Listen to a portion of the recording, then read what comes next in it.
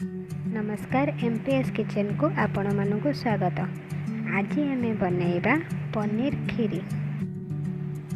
पनीर खीरी पाई मुझे नहीं 250 ग्राम grated paneer, 1 litre क्षीर, गुआ घी, चीनी, मिल्कमेड नहीं। मिल्कमेड ऑप्शनल अच्छे, आपण मैंने चाहिए मिल्कमेड जगह चीनी भी यूज करें। तो फ्रेश क्रीम नहीं आउ कि ड्राई फ्रूट्स। एवं आम लो फ्लेम रे कड़े की बसैबा। तो आम 2 चम्मच घी देवा। घी को बेसी तातिबा को देवा नहीं। आम प्रथम किशमिश को भाजवा।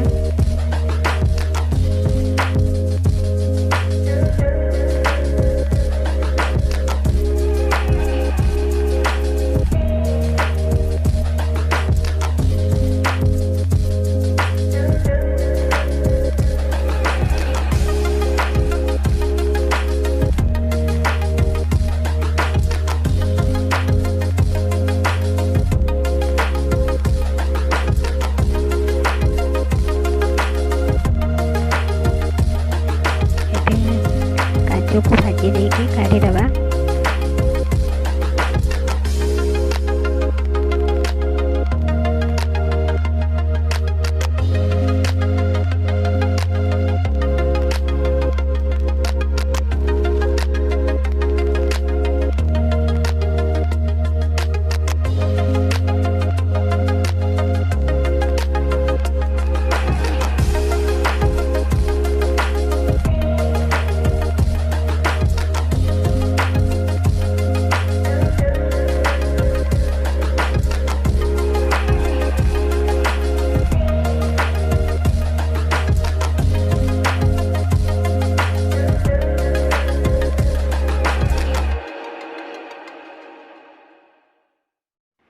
एबे से घी रे 2 चम्मच चीनी देदवा।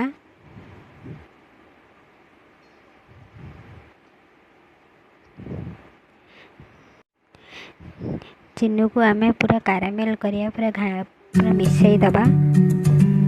चीनी आमर कारामेल हेबा पई तो आमे अल्प 2 चम्मच हबो पानी ऐड करिवा। डायरेक्ट क्षीर ऐड कले चीनी गुरा मुंडा मुंडा हो जाए। तो से आम 2 चम्मच भाग पानी ऐड करिवा। तो तापर आमे क्षीर को ऐड करिवा।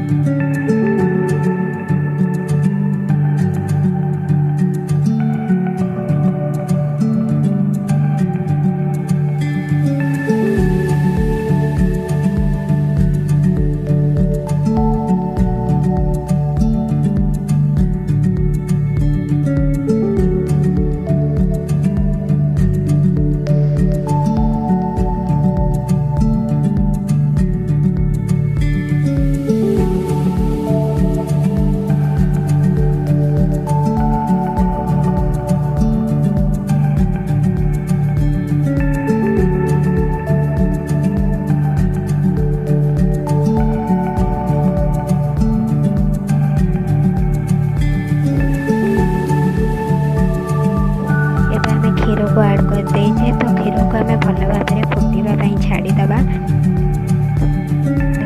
देखो आमर क्षीर बहुत बढ़िया भागे फुटला। तो क्षीर को पूरा लो फ्लेम रे आराम से फुटेगा पूरा 15-20 मिनट। मझे मझे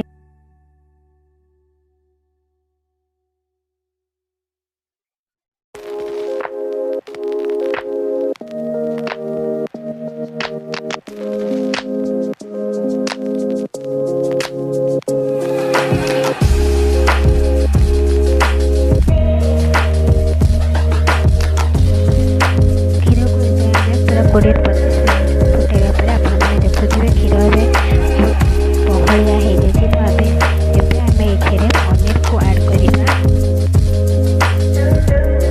पनीर को आम लो फ्लेम रे 10-15 मिनट पूरा फुटाई छाड़ीदे। मझे मझे यहाँ मिसाऊा नचे पनीर तले लगी चांस था।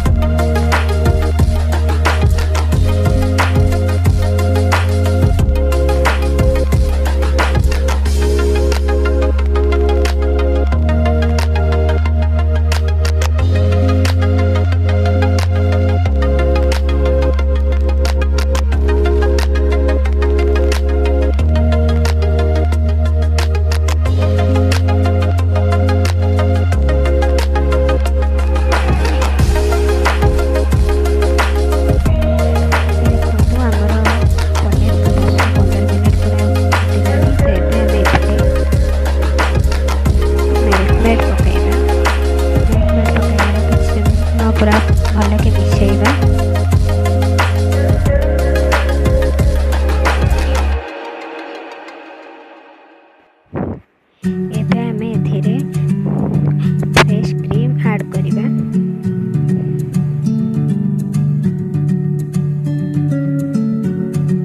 ଏହାକୁ ଏବେ ଆମେ ଭଲକି ମିଶାଇ ଦେବା। ତ 10 ମିନିଟ୍ ଫୁଟିବା ପାଇଁ ଆମେ ଲୋ ଫ୍ଲେମ୍ରେ ଛାଡ଼ିଦେବା।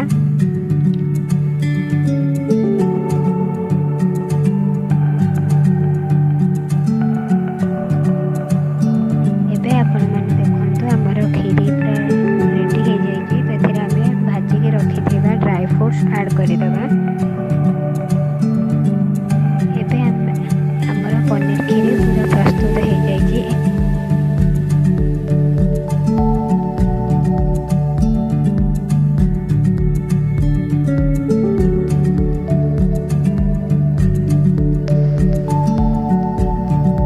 ବର୍ତ୍ତମାନ ଆମର ପନିର କ୍ଷୀରି ପ୍ରସ୍ତୁତି ହେଇଗଲା।